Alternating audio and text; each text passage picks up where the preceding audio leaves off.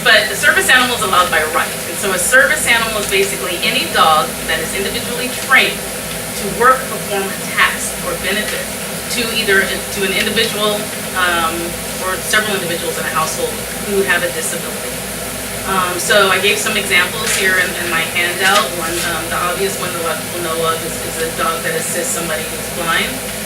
Other examples which you may not have seen or know when you see service animal dogs that can alert a person who is deaf or hard of hearing. I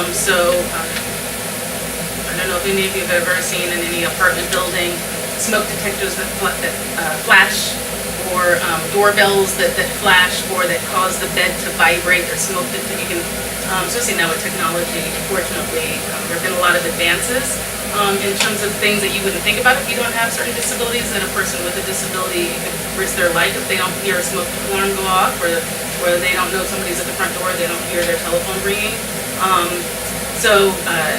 There are things that a tenant can ask for, well, one, in terms of reasonable accommodation, but two, there are certain things that a dog can do as well.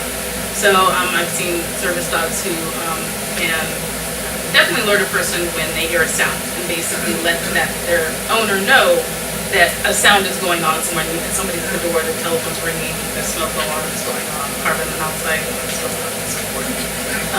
There's the seizure example where dogs have been trained to alert a person that a seizure is about to happen, or that there are dogs that, especially because their sense of smell is so sensitive, they can be trained to different types of smells, and also they can be trained to detect when their owner may be around an allergen that could bring on a life-threatening allergic reaction.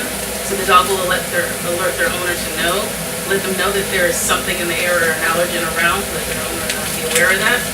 And as well, dogs can detect sugar levels in people as well, so they can tell when they may be at risk for a diabetic type episode. And other things as well. There have been dogs who can be trained to detect when a person is about to faint or suffer some other type of either a seizure or other type of some type of an episode. But dogs can be trained about that as well, and alert and let their owners know, so their owners know, sit down, take medication, drink water, drink orange juice, whatever that they need to do to keep everything going on. Another obvious things that service animals can do is retrieve things that their owner may need, whether it's bringing over dirty laundry in a basket. I've seen many types of training demonstrations where the dogs can be trained to do a lot of things, especially since nowadays with more recent advancements in technology and so forth, there's a lot of things that a person can do in their unit with their cell phone, in terms of turning things on, turns off, and things like that. That help a great deal, but there are still things that they need their dog to do. So one example is if that person needs a dog for their stability because they're unsure, maybe even getting from the bed or from the bathtub to their wheelchair or to their walker, having a dog right there who's obviously more can manipulate around corners and things like that. It's easier to hold on to the dog for stability than necessarily maneuvering around a walker or something like that.